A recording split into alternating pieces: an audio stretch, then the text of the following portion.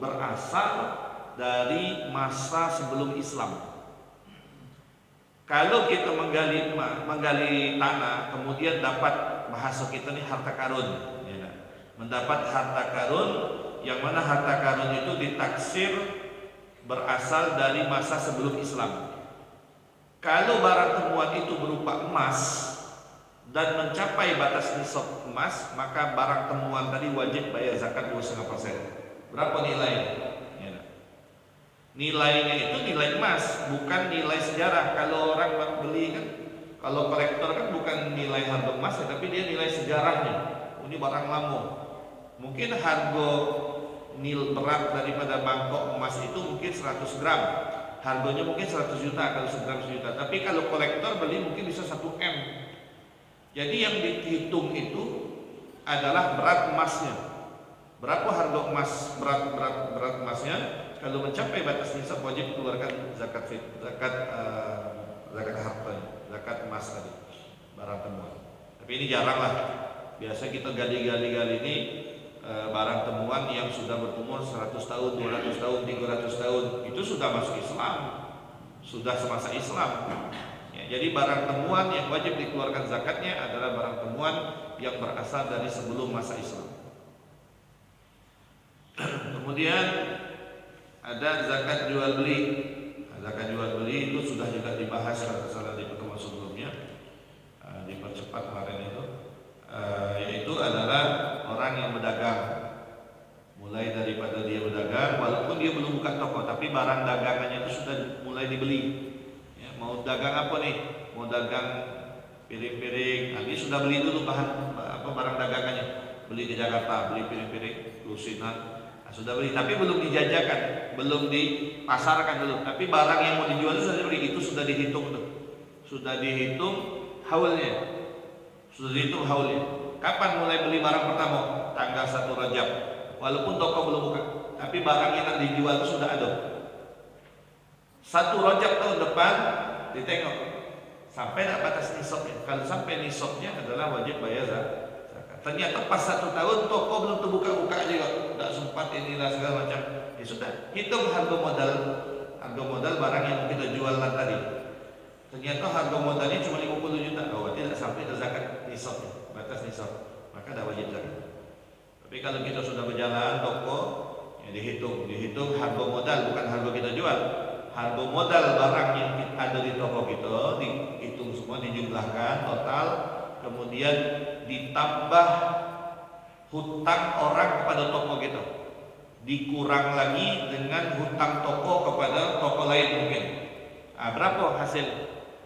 100 juta totalnya misalnya. Maka berarti itu sudah sampai batas wajib zakat. Kalau balik lagi batasnya 84 gram emas. Kalau senilai lebih daripada batas nilai 84 gram emas, maka wajib keluarkan 2,5%. Yang jual apa baik? Jual bumbu, bahkan sebagian ulama menyebutkan bisnis seperti jasa, ya, penyewaan barang, travel, itu termasuk juga, ya. Bahkan dari zaman Nabi kan ada travel, ya. Orang dari Mekah Madinah ada pakai travel unta, ada, ya, unta online, ya, ada itu zakat. Nah, kemudian zakat itu adalah sedekah wajib. Kalau ada sedekah wajib, ada pula sedekah sunnah. Selain zakat, itu adalah sedekah sunnah. Kalau zakat tadi kan ada ketentuan-ketentuan. Tapi kalau kita ada duit 10.000 nak ngasih itu bukan zakat itu adalah sedekah sunnah. Sedekah sunnah. Ya. Jadi bedakan mana zakat, mana bukan zakat. Nah, kemudian ini sedikit, masih ada waktu setengah jam. InsyaAllah hari Senin malam Selasa kita masuk pada malam nisfu Sya'ban. Pada malam nisfu Sya'ban hendaknya kita mengisi dengan berbanyak ibadat. Kata Rasulullah, qumu lailaha wa sumu yawmaha. Bangunlah pada malam harinya, yaitu malam nisfu Sya'ban, diisi dengan ibadat, zikir, ya, tasbih, istighfar. Kalau kita punya tradisi baca Yasin 3 kali, ya, baca itu amalkan tuh. Biasanya menjelang Sya'ban ini ada yang mulutnya usil. Apa sih? Nak malam Sya'ban nak baca Yasin yang 3 kali. Nah, balik tanya, kalau dah mau 3 kali, jadi mau baca Yasinnya berapa kali? 1 kali banyaknya 3. Ya sudah, kau 3, kau 1, kami 3. Selesai. Tapi ngapa tak Yasin niat? Nah, jadi maunya apa? Surah lain kan ada, ya boleh. Tidak ada kewajiban harus baca Yasin. Cuma kan kita ngikutin apa yang dilakukan oleh ulama-ulama kita, pendahulu kita. Mereka mengamalkan Yasin 3 kali dengan hajat apa? Panjang umur, dalam taat, kemudian husnul khatimah, panjang umur, dalam taat, minta husnul khatimah, kemudian minta luas rezeki, minta sehat walafiat, ya, dan diikuti dengan niat-niat yang lain. Nah, ini penting. Yang hal-hal semacam ini sudah mulai banyak masjid-masjid sudah meninggalkan hal itu. Ada beberapa masjid tidak ada lagi buat acara malam nisfu Sya'ban dengan alasan bid'ah, dengan alasan tidak ada zaman Nabi. Ya sudah, tidak mau sudah. Ya, jadi ngapa balik ke rumah nonton, main HP. Lebih baik orang di masjid baca Yasin daripada duduk di rumah bengong menghasilkan pahala itu. Ya, kalau berzikir di rumah tidak apa-apa. Karena mengumpul di masjid itu bukan sesuatu yang wajib. Kumpul malam nisfu Sya'ban tidak wajib. Kalau kita dah berkumpul di rumah, tidak apa-apa. Dewean baca zikir, yang penting hidupkan malamnya. Dan jangan menyalahkan orang yang mengamalkan hal yang semacam itu di masjid kumpul. Kemudian wasumu yaumaha, puasa pada nisfunya, siang nisfunya. Berarti hari Selasanya niat puasa esok hari sunnah nisfu Sya'ban karena Allah Ta'ala. Dan pada malam nisfu, ya, kata Rasulullah SAW, sesungguhnya Allah Subhanahu Wa Taala memperhatikan hamba-hambanya pada malam nisfu Sya'ban, mulai daripada terbenam matahari, yang mana Allah Subhanahu Wa Taala berseru, "Ala min mustaghfir fa'aghfirlah." Adakah orang yang minta ampunan, aku ampunkan. Itu malam nisfu. Kata Allah, "Ala min mustadzik." Adakah orang yang minta rezeki, fa'arzuqhu, maka akan aku berikan dia rezeki. Alamin mubtala, adakah orang yang sakit, maka akan aku sehatkan, kata Allah Subhanahu Wa Taala. Itu hajat dikabulkan terus sampai terbitnya fajar. Masuk waktu subuh, habis waktu yang istimewa, mulai daripada maghrib nisfu sampai besok subuh. Nah, itu mendapatkan ampunan semua hamba Allah, kecuali orang-orang yang berbuat dosa besar, orang yang berbuat syirik, orang yang minum minuman khamar, minuman keras, orang yang memutus silaturahmi, orang yang durhaka kepada orang tuanya, ya, itu tidak mendapatkan ampunan pada malam nisfu Sya'ban. Ya. Nah, itu kita perhatikan. Ya, mudah-mudahan Allah Subhanahu Wa Taala berikan kita sabaran di dalam menghidupkan malam nisfu Sya'ban. Jangan lupa bawa air, ya, tradisi kita kan yang baik itu. Yasin kumpul terus taruh air tengahnya. Kalau bawa air yang nanggung, jangan gelas kecil. Ya, baca Yasin 3 kali. Gelasnya kecil, capek membaca. Airnya cuma dikit. Bawa besar dikit, galon apa? Tidak apa-apa galon. Ya, dah. Sudah selesai Yasin, tutup paten. Ya. Atau nak pakai hemat, biar banyak sekalian tekmon. Kan muat ya, pintu kita bisa nih. Bawa tekmon sedang-sedang dulu dah. Ya. Supaya mereka lah macam mana mengeluarkan masuk ya. Tegakkan yang tekmon depan kita. Ya. Baca Yasin 3 kali. Tak apa, boleh. Ya.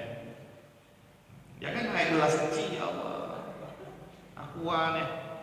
Gelas kecil. Buka baca Yasin 3 kali. Boleh, cuma rugi lah soalnya kecil. Sekali telan ya. Bawa air putih, karena air putih itu melambangkan kebersihan, suci, ya kan? Ya. Nah, bawa air kopi apa juga, minta taruh air kopi, air teh, apa? Ya, cuma tidak dibuat orang muda macam ini. Ya. Kemudian kita punya tradisi sedekah ruahan, sedekah ruah menjelang Ramadan biasanya sebagian orang, kayak itu tradisi awalnya orang Jawa ya. Bikin sedekah ruah. Kemudian diikutilah orang kita yang bikin, dan juga bikin sedekah ruah menjelang Ramadan. Sebenarnya apa sih sedekah ruah itu? Sedekah ruah itu adalah untuk mengumpulkan masyarakat tetangga, kemudian momen untuk tuan rumah meminta maaf. Karena kan menjelang Ramadan kita dianjurkan untuk beribadah dengan baik.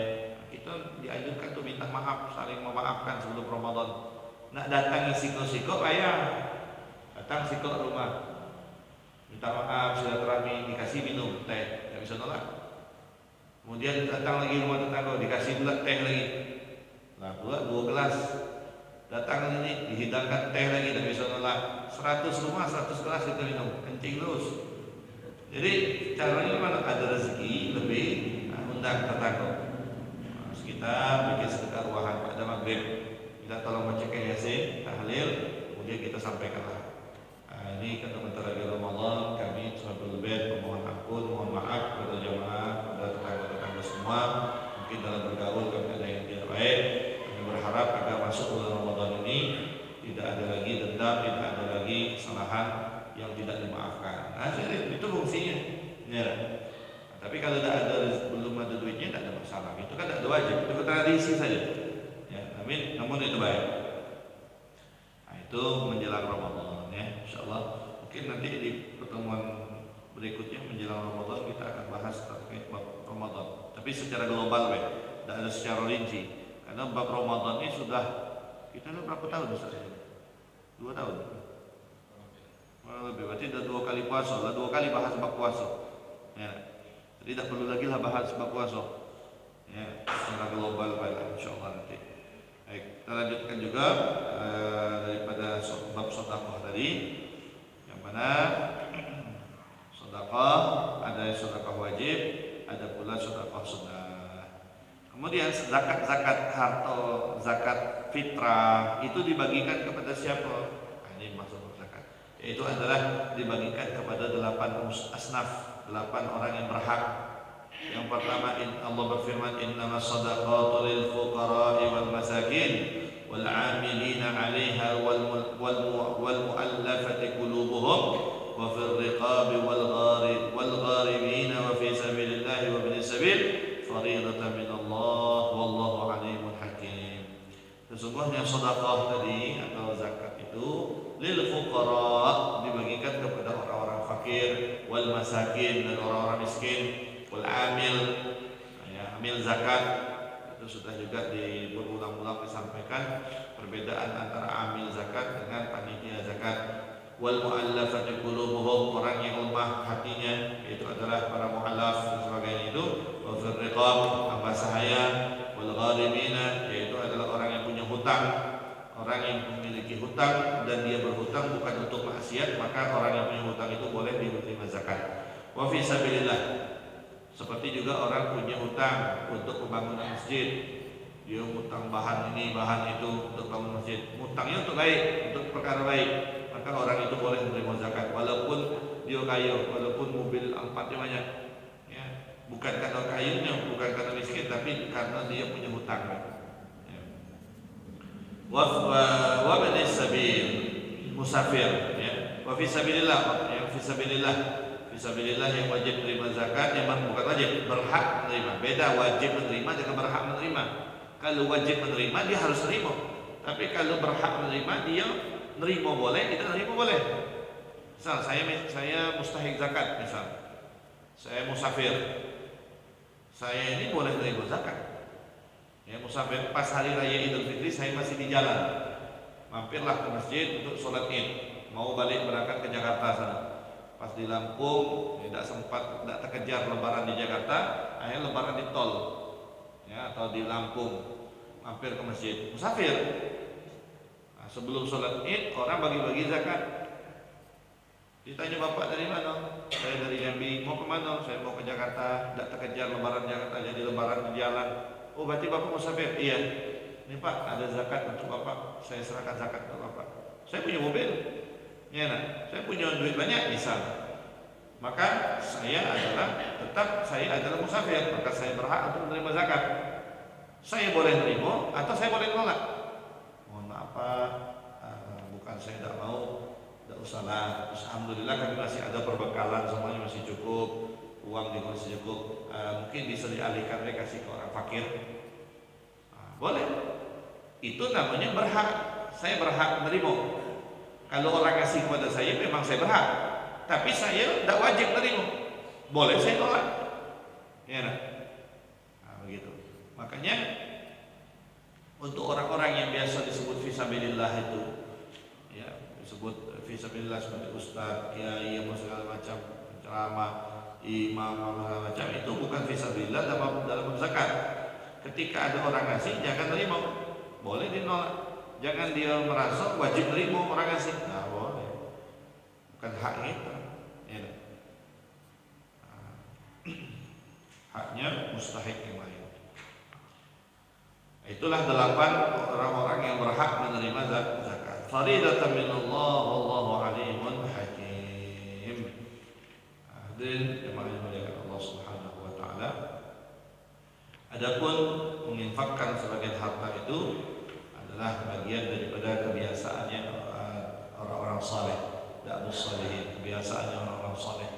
Orang-orang saleh itu kebiasaan mereka menghadiahkan, mengeluarkan, mensedekahkan sebagian harta mereka itu di jalan Allah Subhanahu wa taala. Itu orang-orang saleh. Ya, tapi kalau bukan orang saleh, orang bakhil, pelit, medit, lokek, bincemekean pula, itu bukan ciri orang soleh, ya. Tapi ingat, jangan nanti pancing orang-orang soleh, guru-guru, ulama-ulama, jangan dipancing tentang tidak boleh pelit, diminta kalau ya, kiai tadi sendalnya bagus, kiai minta sendalnya kiai. Nah, pakai apa kiai itu balik? Sendalnya diminta. Tempat lah. Coba salah. Tadi habis cerita tentang sedekah, tidak boleh pelit. Inilah minta pula budak ni sendal. Ambillah. Tidak boleh. Tidak boleh kita ngetes orang. Jadi memang baik, tapi jangan diikuti itu orang-orang yang di YouTube yang ngeprank, ya, minta tolong sama orang. Kalau orang tolong dapat hadiah, ya. Kalau tidak menolong ya tidak dapat hadiah, tapi direkam. Jangan. Ya, aib bagi orang. Kita tidak tahu, mungkin yang direkam itu orang itu tidak menolong, mungkin dia ada alasan dewe, bukan dia pelit. Tapi yang ditengok oleh penonton apa? Pelit. Oh, pelitnya tidak mau. Hati-hati. Ya, bikin konten-konten seperti itu tuh. Walaupun niatnya bagus, ya bantu orang, tapi caranya mungkin perlu diperbaiki. Ala kulli hal, ya. Makruhat muta'alliqah bisadaqah. Kalau kita bersedekah, kalau kita mengeluarkan zakat, ada hal-hal yang makruh.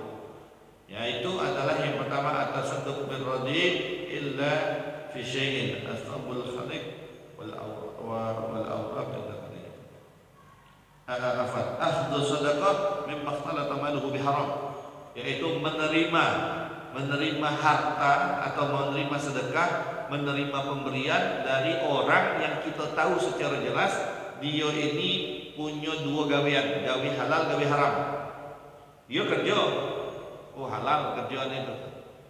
Tapi satu sisi dia nganai duit, suka minjamin orang duit dengan bunga. Nah, berarti kita yakin uang dia ini, harta dia ini bercampur hasil daripada kerja dia yang halal dengan hasil daripada pinjaman duit yang dia pinjamkan kepada orang dengan mengharapkan imbalan tambahan bunga. Berarti bercampur. Makruh kita menerima uang dari orang, ya, yang hartanya itu bercampur antara harta halal dengan harta haram dicampur. Nah, tapi itu bukan berarti kita tidak boleh. Kita tetap boleh, tapi sebaiknya ditolak. Ada orang dagang usaha, kemudian kita tahu dia ini, ya, masang togel, ya, bos togel atau bos judi. Jelas gawe haram atau gawe halal itu campur duitnya. Kemudian kita diajak dia makan ke rumah. Mereka, Pak, ayo makan ke rumah. Kami ada ini beli kambing, alhamdulillah dari dusun dapat beli kambing waktu rusak, kita makan-makanlah sama tetangga-tetangga. Kita tahu dia ini hartanya bercampur halal dengan haram. Halal karena dia berdagang, bisnis halal. Haram karena dia bandar judi. Dia dapat duit keuntungan di situ bercampur. Maka kalau bisa cari alasan, oh maaf Pak ya, besok tuh kebetulan saya ini harus ke sana, ke dusun, balik lagi ke dusun, harus rumah orang tua, banyak ada alasan. Jadi saya tidak bisa nian datang Pak. Oh gitu ya? Oh iyalah. Cuma kita pergi pas acara itu kita pergi, jangan sampai nampak dia bilangnya tidak bisa, tapi adalah di rumah kan ada sinkron. Dan apa hal-hal yang semacam itu untuk menghindarkan diri kita daripada makan sesuatu yang syubhat. Apalagi kalau jelasnya pemasukan dia ini tidak ada yang halalnya, masukannya ini dari yang haram tu lah. Misal kita tahu dia ini bisnisnya cuma sih kok punya toko besar jual bir, jual minuman keras, itu kan haram, tak boleh. Nah, terus dia ngajak kita makan atau ngasih kita sarung, ya. Yang lebaran ngasih sarung, ya, toke bir tadi menjelang lebaran bagi-bagi sarung. Ini Pak ada sarung untuk lebaran. Kita tahu dia tidak tiga wilayah. Ditengok-tengok ada tadi kayak ada usaha lain lah yang halal. Tidak ada, memang murni pemasukan dia yang utama dan sikl-siklnya adalah dari perdagangan minuman keras. Haram, tidak boleh kita terima. Ya. Jangan kita terima. Ya macam-macam lah alasan. Tapi kalau lah mentok-mentok tak bisa nolak, ambil, jangan kita pakai. Bakar. Jangan bagi ke orang lagi. Bakar jelas duit haram. Ya. Kecuali dia bilang ini, Pak ini saya kemarin alhamdulillah dari sebelum lebaran tanah orang tua itu laku. Inilah ada sedikit rezekinya saya beli sarung. Oh berarti dari duit halal. Ya, tapi satu sisi kita mikir juga duit dia hasil duit jual tanah orang tuanya halal. Tapi kan kita tak tahu dia beli ini apakah memang duit dari hasil jual beli atau dari duit jual bir. Nah, itulah namanya syubhat. Tak jelas antara halal dengan haram. Nah, yang model-model macam itu boleh kita terima. Cuma sebaiknya dihindarkan. Jadi makruh menerima barang pemberian orang yang hartanya bercampur yang halal dan yang haram. Akhlu sadaqatihi mimma tasaddaqa alaihi bi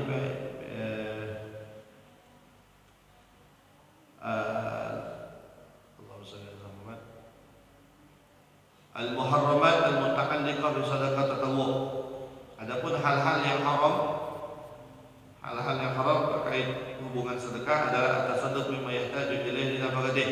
Kita punya harta duit ini untuk makan anak istri kita. Kalau duit ini kita sedekahkan ke orang, sudah anak bini kita tak ada makan, wajib nafkah kita hilang. Kita tak bisa menafkahi. Maka haram mensedekahkan harta satu-satunya yang harusnya kita gunakan untuk menafkahi anak istri, tapi harta itu kita sedekahkan kepada orang lain. Kenapa? Sedekah itu sunnah.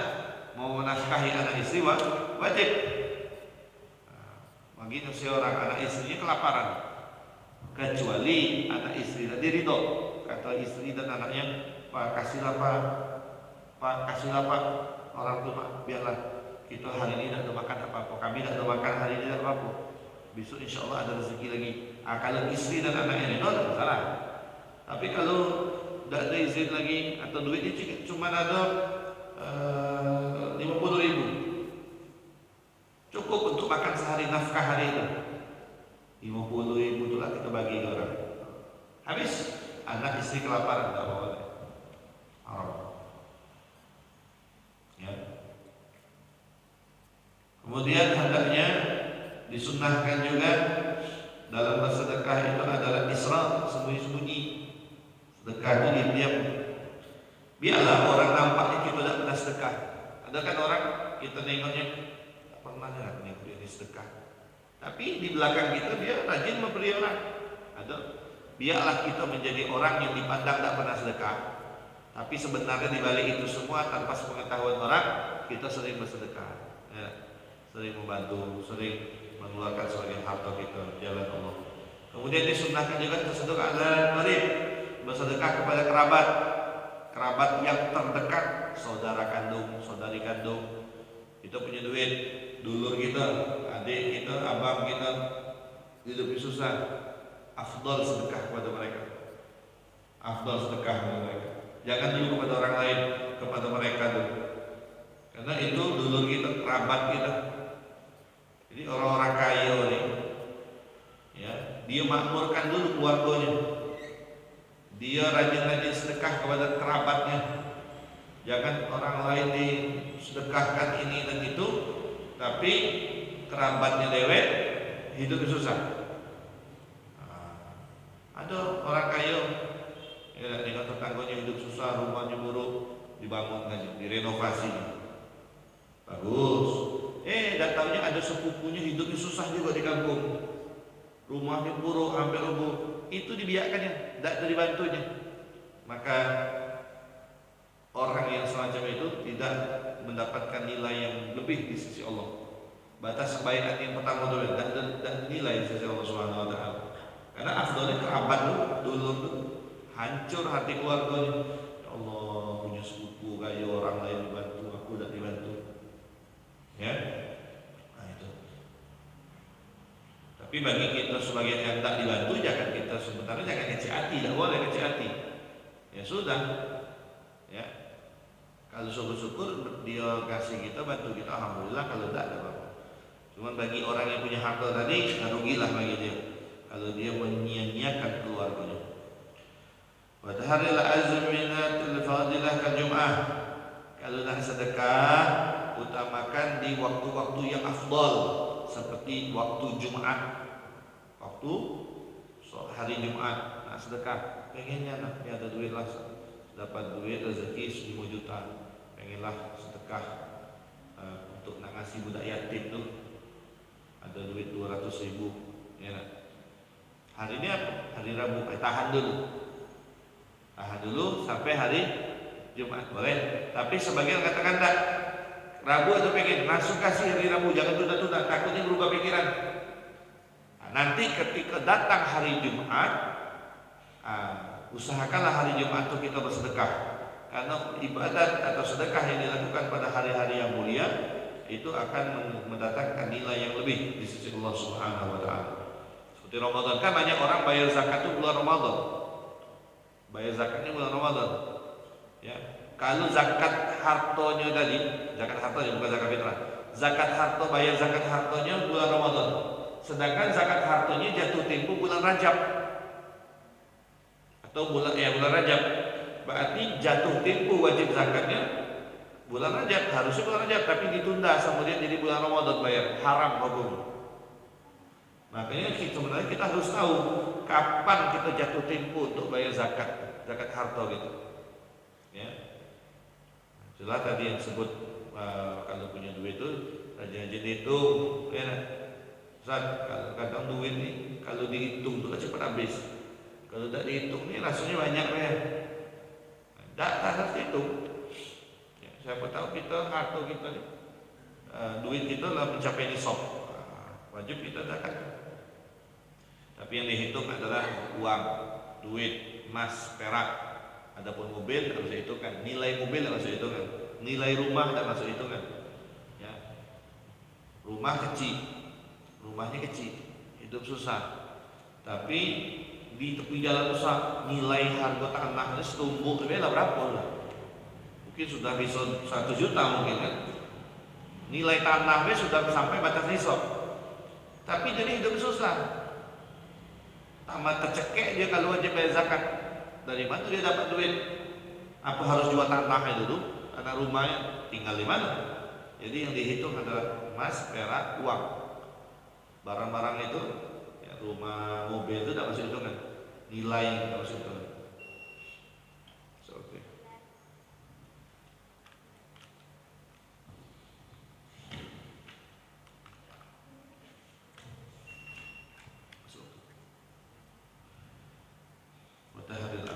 kemudian utamakan di tempat-tempat yang mulia. Misal pas kebetulan kita lagi di Mekah, gunakan waktu kita lagi di Mekah itu untuk sedekah. Banyak-banyak sedekah di situ. Ya. Habis duit kami dah, ya, disiasati. Macam mana siasatnya? Beli permen, Di Mekah beli permen sebungkus, coklat beli sekilo, coklat bulat-bulat tuh. Di pelataran Masjidil Haram ada budak-budak kecil kasih coklat, sedekah coklat. Masya Allah, besar pahalanya. Ya enggak? Modalnya dikit, pahalanya banyak. Orang banyak dikasih. Atau lagi di Madinah ada rezeki, ya pengen wakaf Quran, boleh, bagus. Ya. Cuma ada satu orang dia wakaf Quran, tapi dari hasil duit waris orang tuanya. Orang tuanya meninggalkan adalah barang dijual. Duit dari jual harta waris itu dibawa ke Mekah, dibelikan Quran, sedekah, wakaf untuk Masjidil Haram, Mekah, Madinah. Sedangkan dulur-dulur yang lain, ahli waris yang lain, tidak diminta persetujuannya, haram hukumnya. Biar satu kontainer wakaf Quran, tapi pakai duit daripada waris yang itu ada hak daripada saudara-saudaranya, dan dia ambil hak uang itu dengan satu pihak, dengan kata dia abang tua, dia ambil dewek, ya nak putus dewek, dari ini ada mobil peninggalan orang tua, kita jual belah. Kamu kan nggak punya mobil kalau kita lah punya mobil, kalau mobil mak bapak ni kita jual beh. Duitnya besok abang nak pergi umroh, abang bawa duitnya kita abang sedekahkan dari sana untuk orang tua. Bagus niat, tapi tidak boleh. Kenapa tidak boleh? Karena yang namanya adik-adik ini kebutuhannya beda-beda. Kebutuhannya beda-beda. Ya, si A, si B mungkin dia punya mobil, tapi dia punya kebutuhan yang lain. Dia ini duit mobil ini, mobilnya hak bersama, bukan hak satu anak lain. Ya, nah, itu ada terjadi. Bawa berapa juta beli Quran di Mekah, himpak orang tuanya, tapi tanpa persetujuan dari saudara. Tapi saudara saya sudah meninggal, Ustaz. Dulu kami sudah meninggal, anak-anaknya kan ada. Jadi gini, ketika orang tua kita meninggal, dia misalnya meninggalkan rumah, orang tua kita meninggalkan rumah. Ketika orang tua kita meninggal, anak-anak itu siapa yang hidup? Hidup kalau saat dia punya anak 5, hidup semua ketika orang tua meninggal. Berarti ketika orang tua meninggal, rumah itu menjadi waris untuk 5 anaknya yang masih hidup. Tapi kalau ada anaknya yang sudah meninggal, ya, ini seorang bapak punya rumah besar. Sebelum dia meninggal, anak nomor 2-nya meninggal duluan. Berarti anak nomor 2 itu tidak ada dapat waris dari orang tuanya. Kenapa? Kenapa tidak dapat waris? Karena ketika dia meninggal, orang tuanya belum meninggal. Rumah yang ada itu bukan harta waris, tapi haknya orang tuanya. Ya. Anak nomor 2 meninggal, bapak masih ada. Ya, rumah yang ada ini bukan rumah waris. Kapan rumah itu menjadi rumah waris? Kalau yang punya rumah meninggal, baru jadi waris. Saya punya mobil, ya. Apakah itu mobil warisan untuk anak saya? Tidak, itu hak saya. Bukan disebut mobil warisan.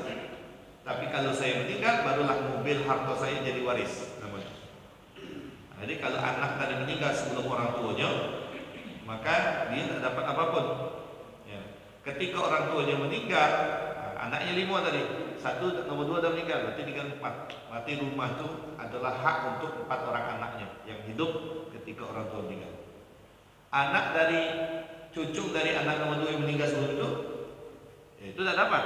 Cuma kebaikan hati daripada mamang-mamangnya tadi, ya sudah dibagikan atau berempat, adalah iuran patuh kan, 500.000 berempat tadi kasihlah untuk anak dari cucu almarhum dari anak yang nomor 2. Begini, itu insyaallah dalam bab warisan insyaallah.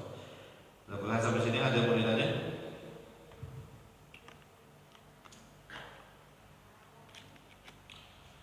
Ya, bersedekah di tempat-tempat yang mulia insyaallah.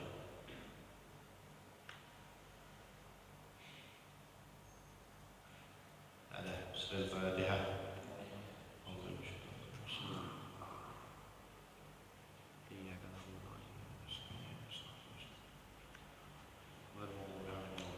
أعوذ بالله من الشيطان الرجيم. بسم الله الرحمن الرحيم.